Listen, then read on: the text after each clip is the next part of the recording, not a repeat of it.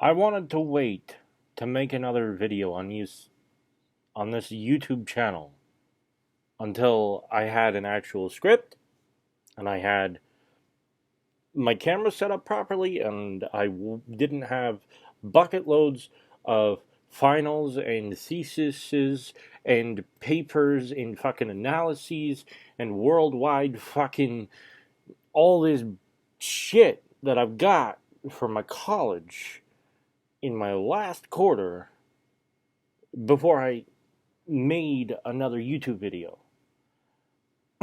Because I'm not here to preach anything or do anything like that. I'm here to figure out how to make good videos, you know? I'm not even here to be a YouTuber.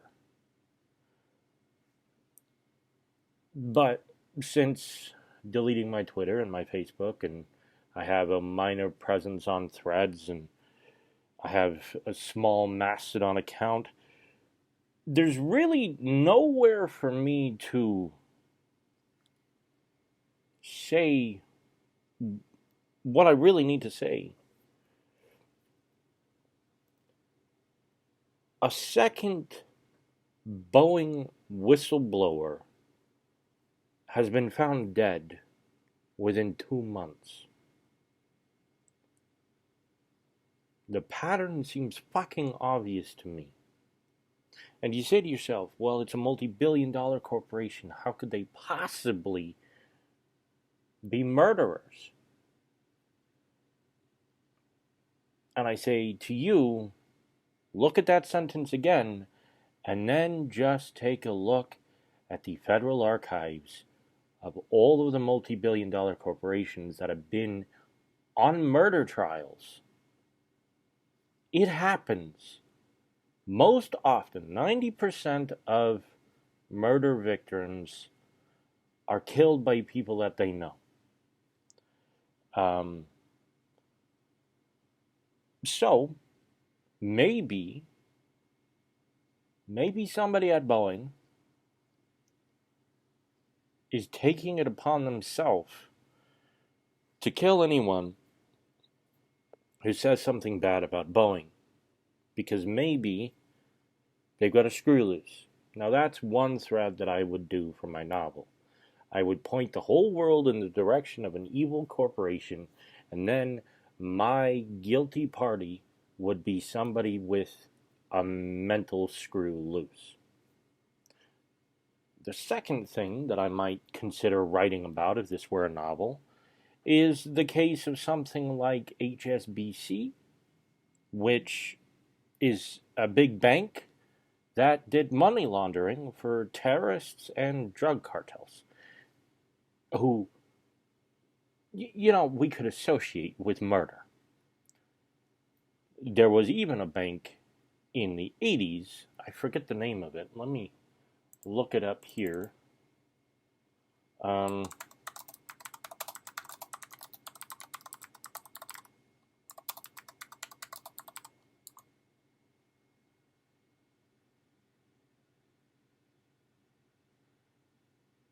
Yeah, in 2012, U.S. federal regulators hit HSBC with a $12 million lawsuit. Oh, okay, BCCI. Yes, in the 1980s is the name of the bank.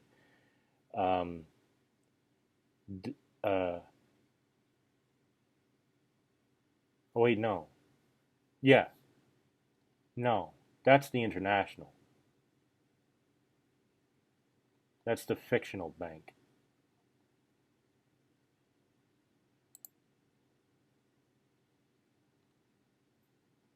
The film draws on a number of macabre incidences from international banking, the Bank of Credit and Commerce International crisis in 1991, the murder of Roberto Calvi, an alleged banker in the Sicilian Mafia in London in 1982, and the assassination by poisoning of George A. Markov in London in 1978. So, BCCI, I suppose, is a real bank.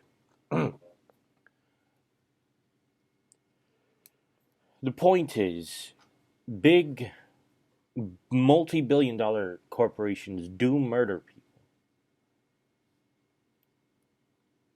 It happens. I live in Washington State. I've lived in Washington State most of my life when I didn't live other places. I haven't lived very many other places. I grew up. Boeing is the largest employer in my region, hands down. Eventually, it got outpaced by Amazon, but back in the day when I was growing up, it was Boeing. Microsoft came along, you know, but Boeing was the king. And then they moved to Chicago, and when that happened, everything kind of changed. And the first thing that I remember is massive layoffs. They took everyone who basically knew how to do anything and they just said, "You're fucking gone. You're out of here. Sayonara, buddy." The people who knew how to build the planes are gone. And none of us had any inkling that that would do anything to the actual planes. None of us thought that the planes would become unsafe as a result of those massive layoffs. Why did they lay people off? It wasn't like their planes were bad. It wasn't like they weren't selling planes. Or was it? We had the 2008 financial crisis. Is that the reason? Not necessarily. Boeing merged with a company called McDonnell Douglas. And even though Boeing had previously had its own military aircraft department that literally won us World War II in the Pacific, McDonnell Douglas was only known for military aircraft. They didn't really make commercial planes. And Boeing, internationally, is either known as the maker of Air Force bombers or commercial airliners, but more often commercial airliners. That is the symbol of Boeing. Most people don't think about the fact that Air Force One is made by Boeing, specially. Every Air Force One since the original Air Force One was made by Boeing. And that was Kennedy's Air Force One.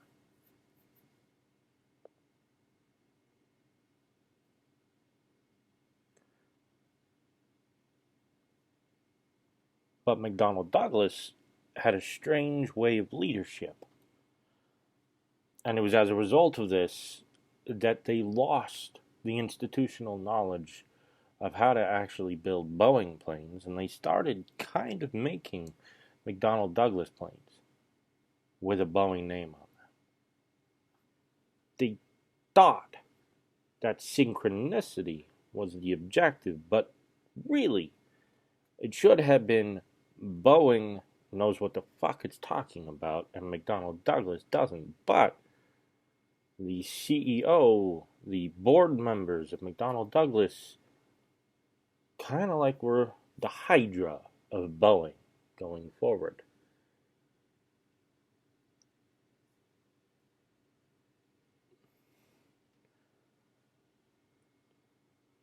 And all of my community talked about the layoffs, the massive amounts of layoffs.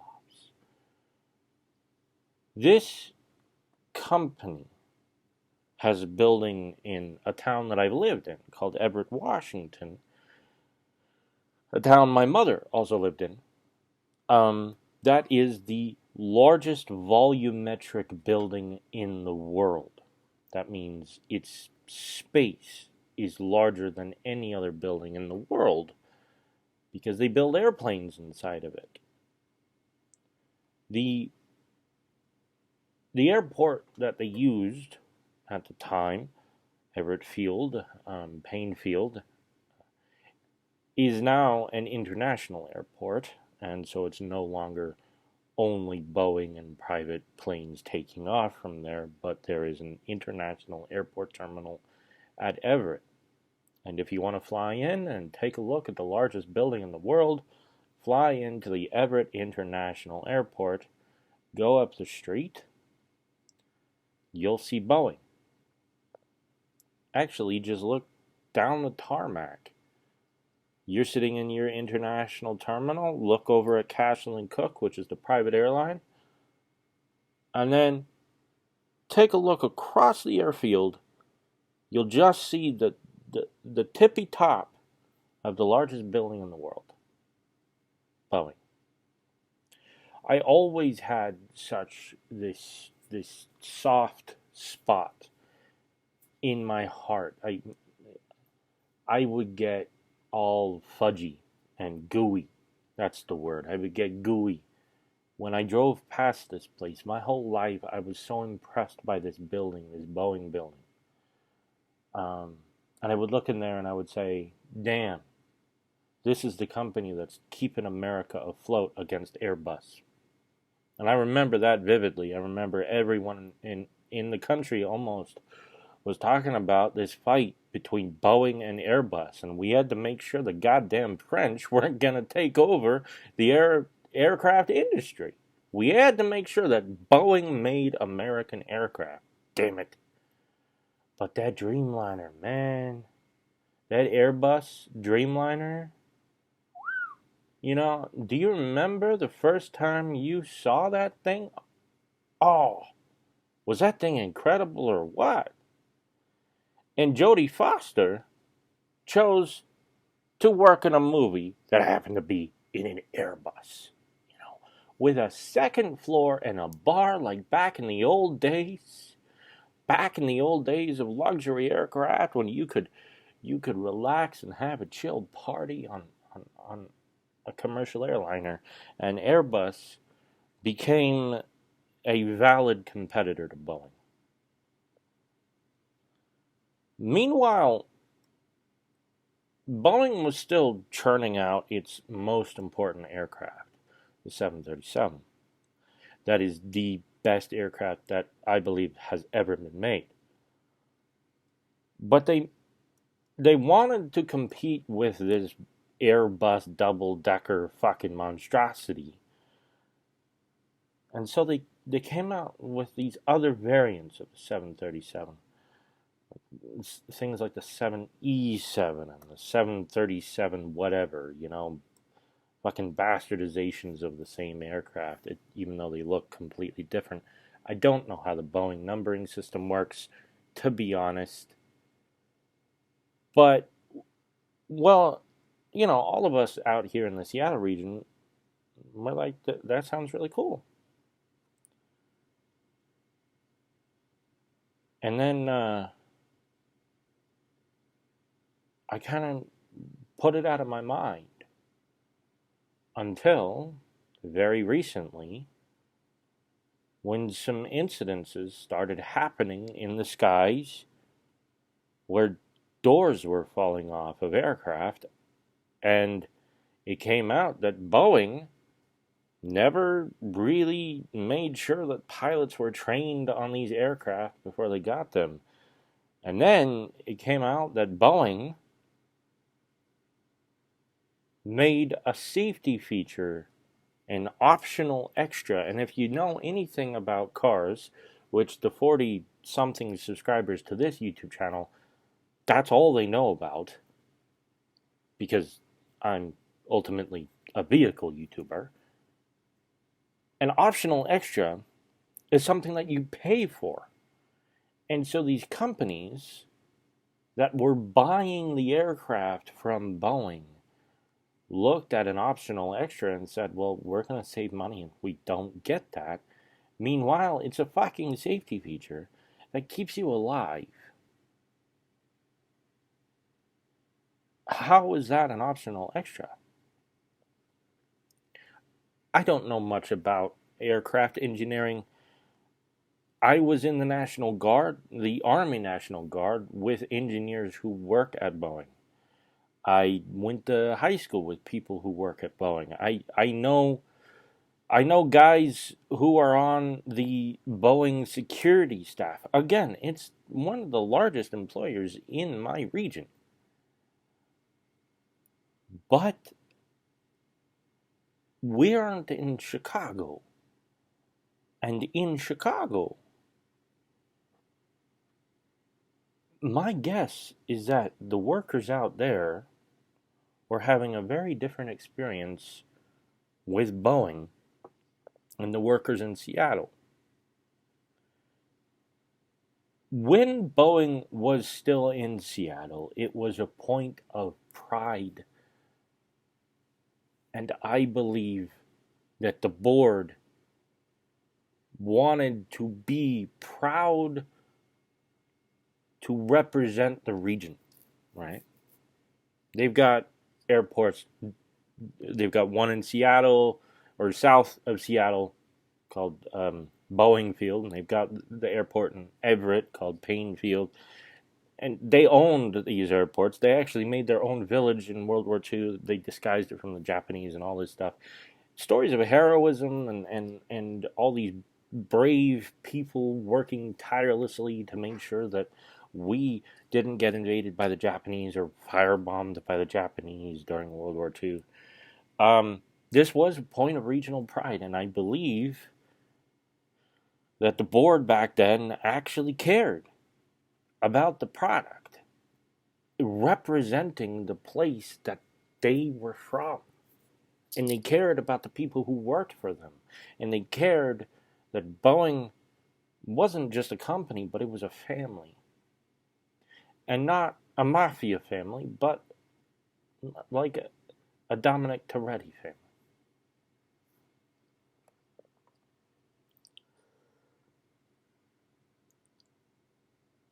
And then they start fucking murdering people. Of course, this is allegedly. I suppose I should say that so they don't sue me. Because this is just my opinion. Of course, it's just my opinion. But how in the goddamn world do two whistleblowers wind up dead because they're going to testify against Boeing? Two whistleblowers within the span of 2 months, mind you. I love Boeing. I've got model Boeing airplanes in my apartment at home. I love Alaska Airlines, and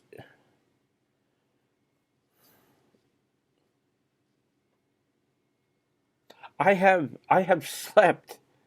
I have slept in SeaTac Airport for 13 hours at a time. And I've watched these Boeing airplanes taking off and landing from the end gate. I know the name of the gate, the international gate, by heart. I know my way around SeaTac because I fucking love the place. I know where everything is. I know where the American Express Lounge is. I know where the USO is. I know where I've applied to jobs at SeaTac because I loved being around Boeing airplanes. And SeaTac is dominated by Boeing.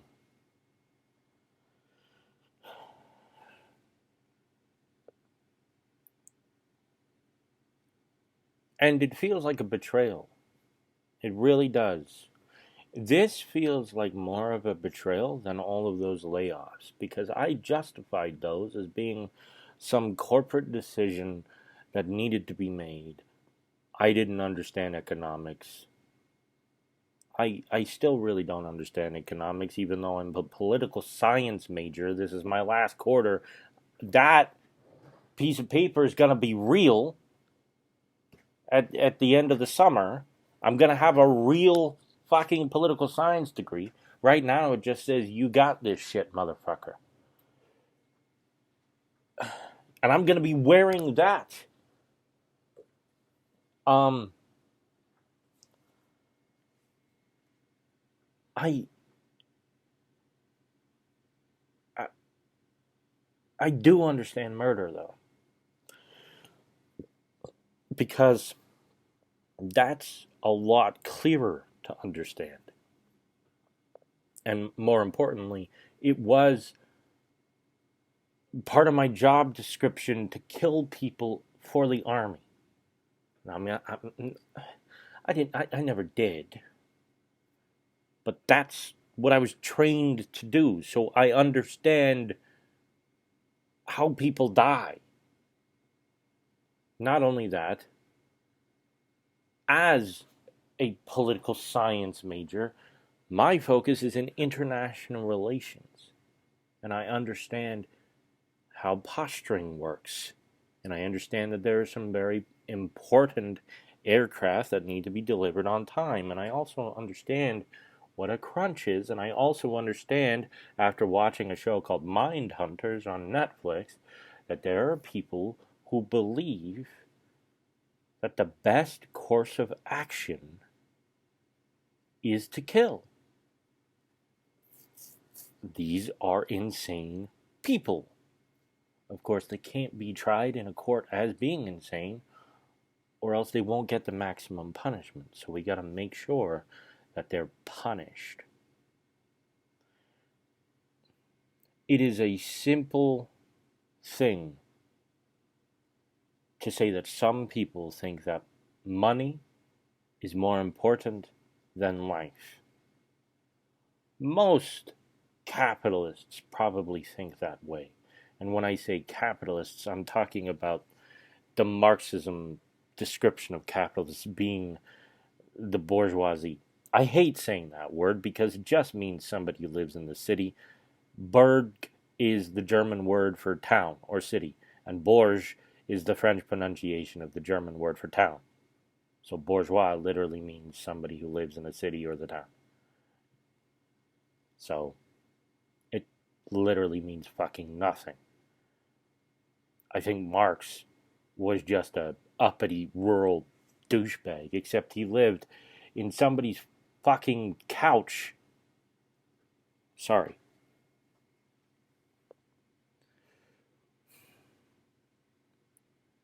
But a lot of capitalists would probably think that way.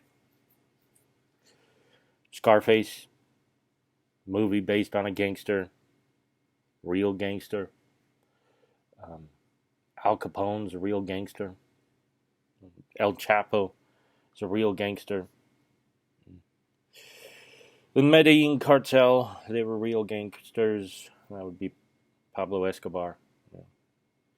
Osama bin Laden was a real gangster.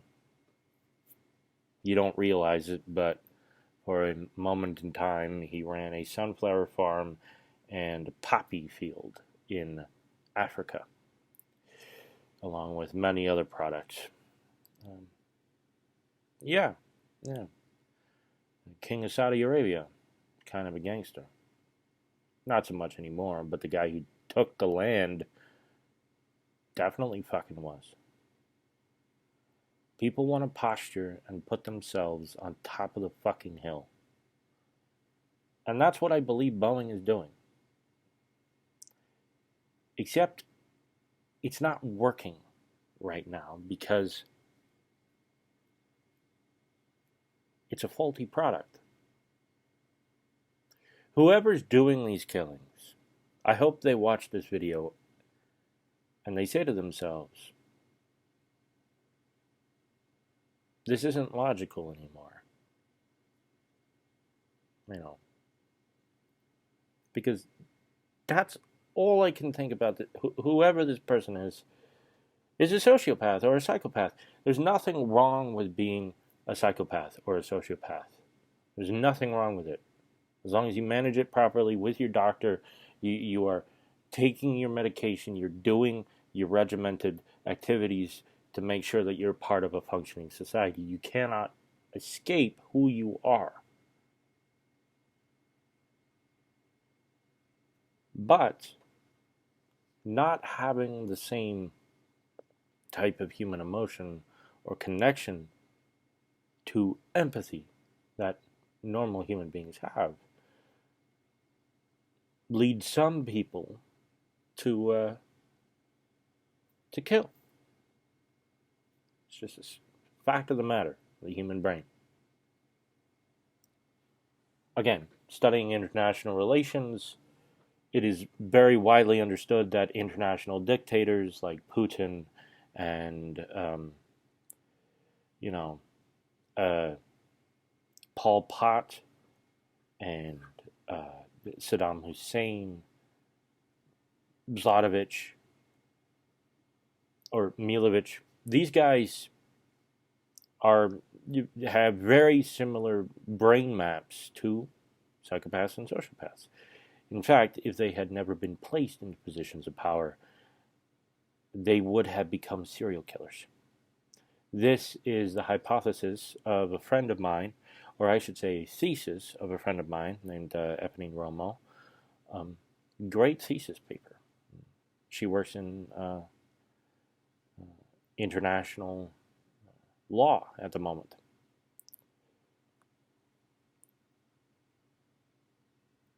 40% of the business class, and what I mean by that is the C-suite class, the leadership of American blue chip companies and NASDAQ and S&P 500 companies. The leadership of these companies, 40% of them are legally defined as psychopaths. There is a correlation between psychopathy and being at the top, because in order to get there, you really can't care about what your friends think about you while you are throwing them under the bus in order to get to where you need to be.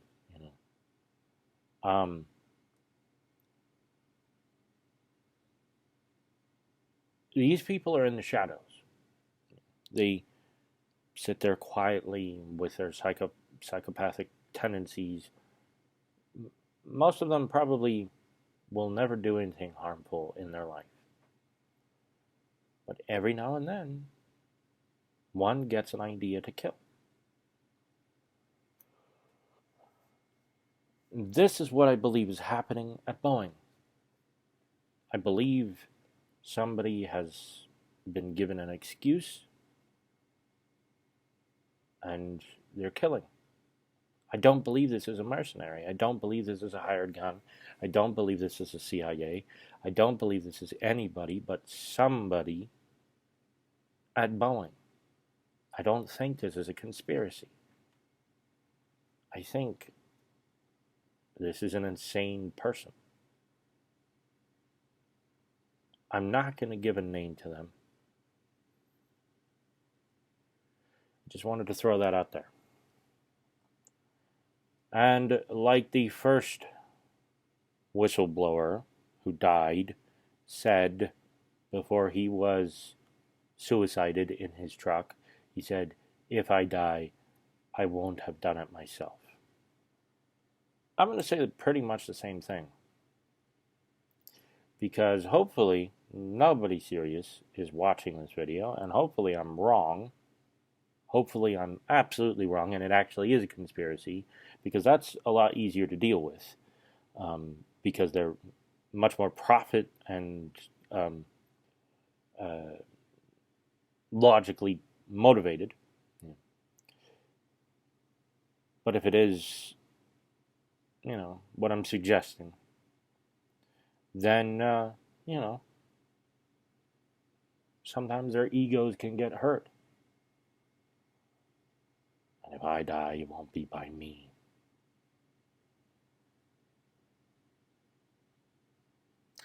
It's a really weird thing to be talking about when associating with Boeing. Boeing. God damn.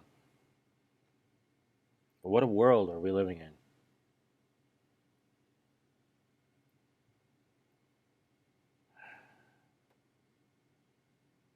Thankfully, Chicago is where we caught Al Capone.